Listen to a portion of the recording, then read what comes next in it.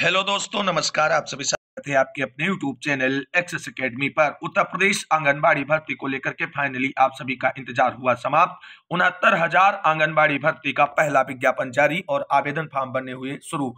आवेदन फॉर्म भरने की लास्ट डेट 20 नवंबर। आवेदन फॉर्म करने वाले आवेदकों में किसे मिलेगी वरीयता, मेरिट लिस्ट कैसे बनेगी, चयन की प्रक्रिया क्या है, शैक्षिक योग्यता, आयु सीमा और सैलरी क्या रहने वाली है। इसके साथ साथ अपने मोबाइल से आप कैसे आवेदन फॉर्म अप्लाई कर सकते हैं, इसकी डिटेल जानकारी इस वीडियो के माध्यम से मिलने वाली है। तो आप सभी साथियों से निवेदन है कि वीडियो को बिना स्किप किए हुए अंत तक देखें, जिससे वीडियो में शेयर की गई सारी इंफॉर्मेशन को आप समझकर आसानी से 69,000 आंगनबाड़ी भर्ती के पहले विज्ञापन में आप आवेदन फॉर्म अप्लाई कर पाए।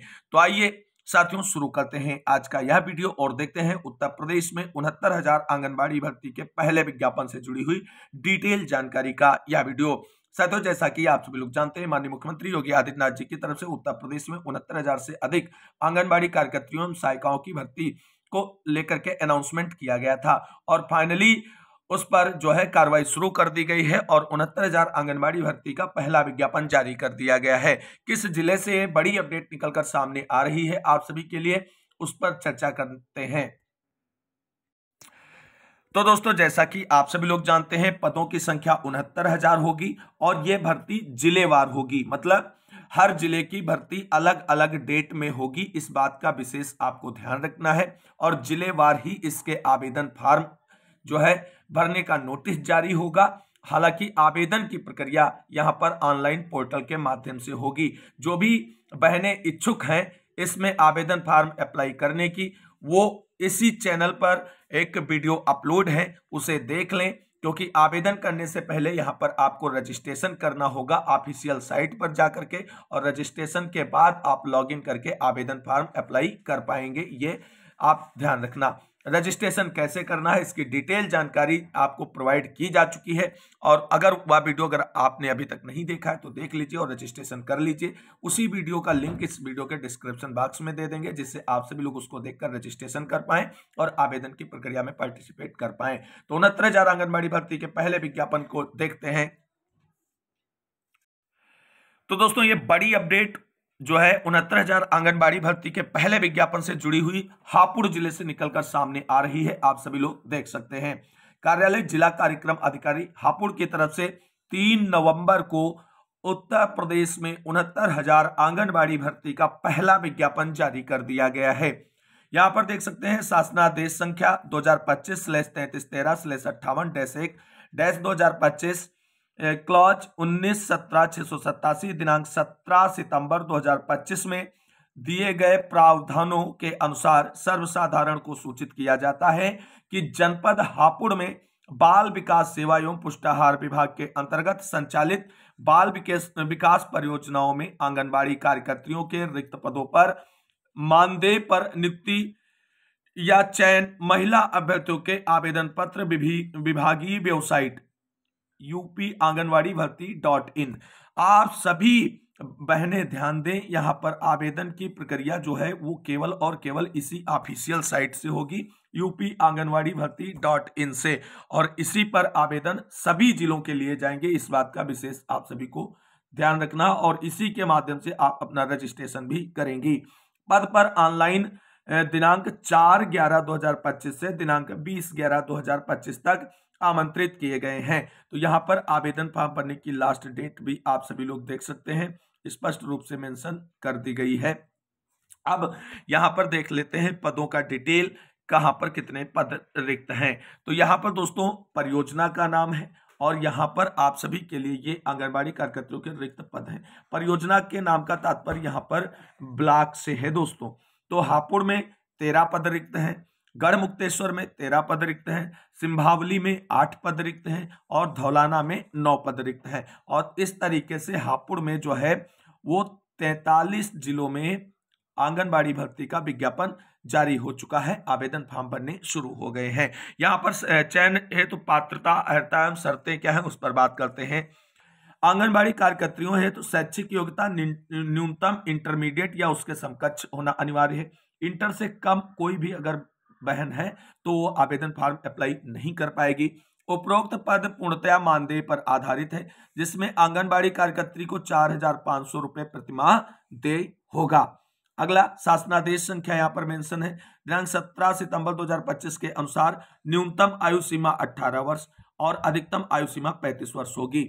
आयु के संबंध में आंगनबाड़ी कार्यकर्तियों के लिए हाई स्कूल प्रमाण पत्र मान्य होगा, यानी जो एज की गणना की जाएगी वो हाई स्कूल में मेंशन आपकी डीओपी के अकॉर्डिंग की जाएगी, यानी जो जन्मतिथि आपकी हाई स्कूल के मार्कशीट और प्रमाण पत्र में मेंशन है उसके अकॉर्डिंग की जाएगी। अगला पॉइंट है कि आवेदिका के लिए यह अनिवार्य होगा कि ग्रामीण क्षेत्र में उसी ग्राम सभा की निवासी हो जहां की ऑनलाइन रिक्त पद का नाम या आंगनबाड़ी कार्यकर्त्री जैसा भी लागू हो, तथा प्रत्येक पद के सापेक्ष उसका आरक्षण वर्टिकल और हॉरिजॉन्टल जैसा भी लागू हो, अन्यथा की दशा में आपके आवेदन पत्र पर विचार नहीं किया जाएगा। ग्रामीण क्षेत्र की बहनों के लिए विशेष ध्यान देने योग्य बात है, आप अपने ही ग्राम सभा में रिक्त पद के लिए आवेदन कर सकती हैं। अगर आपकी ग्राम सभा में नहीं है तो आप अपनी न्याय पंचायत के लिए आवेदन कर सकते हैं, इसके ऊपर आप आवेदन नहीं कर सकती हैं, ये बात ध्यान रखना।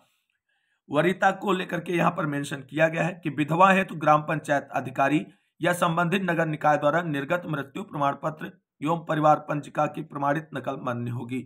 यानी अगर कोई विधवा महिला आवेदन कर रही है तो उसके लिए ग्रामीण क्षेत्रों में ग्राम पंचायत अधिकारी और नगरीय क्षेत्रों में संबंधित नगर निकाय द्वारा निर्गत जो है मृत्यु प्रमाण पत्र एवं परिवार पंजिका, परिवार रजिस्टर जिसे हम कहते हैं, उसकी नकल जो है वो लगानी होगी। इसके साथ साथ तलाकशुदा की अगर हम बात करें तो तलाकशुदा या परित्यक्ता के संबंध में माननीय न्यायालय द्वारा निर्गत विधिक आदेश मान्य होगा, यानी जो तलाक का आर्डर है कोर्ट का वो माना जाएगा।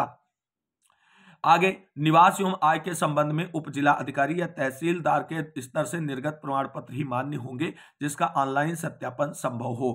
अब यहां पर एक पॉइंट क्लियर कर दें, ये निवास प्रमाण पत्र जो विवाहित बहनें हैं उनके लिए निवास प्रमाण पत्र ससुराल पक्ष का लगता है और जात प्रमाण पत्र जो है मायके के पक्ष का लगता है, यानी पिता पक्ष का लगता है। अब आपको बनवाने के लिए पिता के घर नहीं जाना है, आप किसी भी सीएससी से जाकर के ऑनलाइन कराएंगे और उसका प्रोसेस जो है वो स्वतः वहां से करा लिया जाता है। और अगर आपको भी बोला जाए तो आप अपने मायके पक्ष के लेखपाल से आख्या लगवा करके बनवा लेंगे, इसमें किसी भी प्रकार की कोई टेंशन नहीं लेने की जरूरत है, ये बात ध्यान रखना।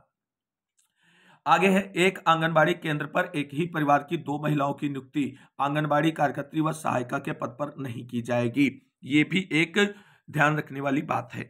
अगला पॉइंट है, आवेदन के संबंध में अहर्ताएं व शर्तों की विस्तृत जानकारी के लिए कार्यालय जिला कार्यक्रम अधिकारी बाल विकास कमरा नंबर 2 विकास भवन भूतल हापुड़ एवं बाल विकास परियोजना अधिकारी कार्यालय तथा विभागीय वेबसाइट UP-आंगनबाड़ी-भर्ती.in पर अवलोकित किया जा सकता है। जिला कार्यक्रम अधिकारी हापुड़ की तरफ से ये जो है विज्ञप्ति जारी कर दी गई है और आवेदन फॉर्म भरने यहाँ पर शुरू हो गए हैं। अब यहाँ पर एक पॉइंट आपको बता दें, इसके लिए केवल और केवल महिला अभ्यर्थी ही आवेदन कर सकती हैं। दूसरा पॉइंट, क्या अविवाहित लड़कियां आवेदन कर सकती हैं? 100% कर सकती हैं, किसी भी प्रकार की कोई टेंशन नहीं है। अगर आप एज क्राइटेरिया और शैक्षिक एलिजिबिलिटी क्राइटेरिया को फुलफिल करती हैं तो आप विवाहित हैं या अविवाहित हैं, कोई दिक्कत नहीं, आप इसके लिए आवेदन फॉर्म अप्लाई कर सकती हैं। अब दोस्तों इसमें मेरिट कैसे बनेगी उस पर बात कर लेते हैं।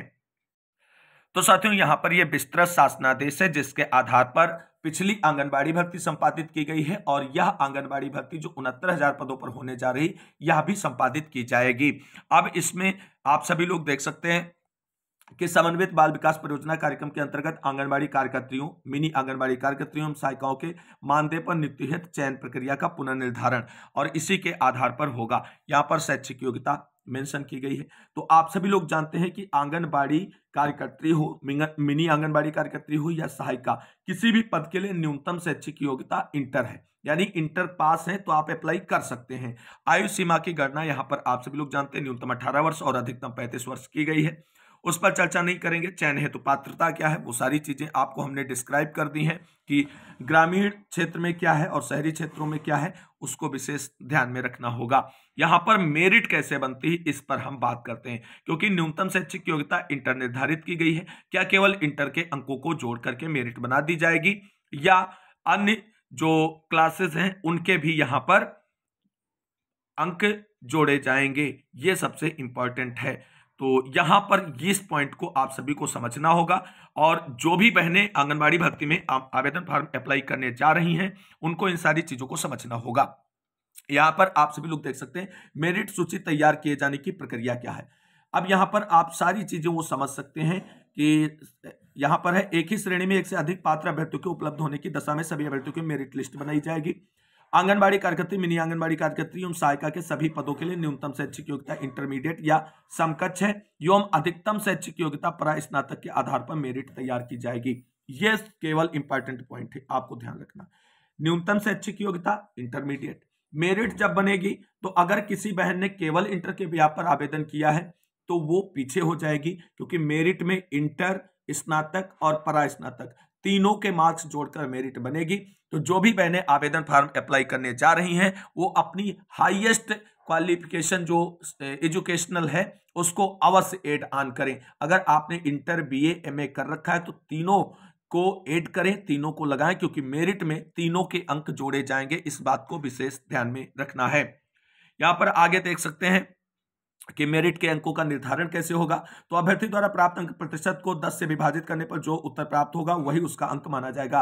अर्थात यदि किसी अभ्यर्थी को हाई स्कूल में 45% अंक प्राप्त हुए तो उसे 4.5 अंक प्राप्त होंगे 10 से भाग देने पर। इसी प्रकार यदि किसी अभ्यर्थी को 59% अंक प्राप्त हुए तो उसे 59 को 10 से भाग देने पर 5.9 अंक प्राप्त होंगे। और इसी प्रकार से जो ग्रेडिंग एवं सीजीपीए पद्धति से मार्क्स आए हैं उनको भी काउंट किया जाएगा। इसके बाद आप सभी लोग देख सकते हैं कि समस्त परीक्षाओं के अंकों को जोड़ने के पश्चात मेरिट लिस्ट तैयार की जाएगी। यदि एक से अधिक अभ्यर्थी समान अंक प्राप्त करते हैं तो अधिक आयु वाले अभ्यर्थी को वरीयता दी जाएगी। यदि एक से अधिक अभ्यर्थी के अंक व आयु भी समान हो तो अधिक शैक्षिक योग्यता रखने वाले अभ्यर्थियों को वरीयता दी जाएगी। आरक्षण जो भी राज्य सरकार के द्वारा लागू किए जा रहे हैं सभी भर्तियों में, आंगनबाड़ी भर्ती में भी वह आरक्षण संबंधी नियम लागू रहेंगे। तो इस महत्वपूर्ण और इंपॉर्टेंट जानकारी के लिए इस वीडियो में अंत तक बने रहने वाले सभी साथियों को तहे दिल से शुक्रिया, बहुत बहुत धन्यवाद। मिलते हैं एक और नई वीडियो में लेटेस्ट और धमाकेदार अपडेट के साथ। तब तक के लिए सभी भाई बहनों को जय हिंद, जय भारत, वंदे मातरम।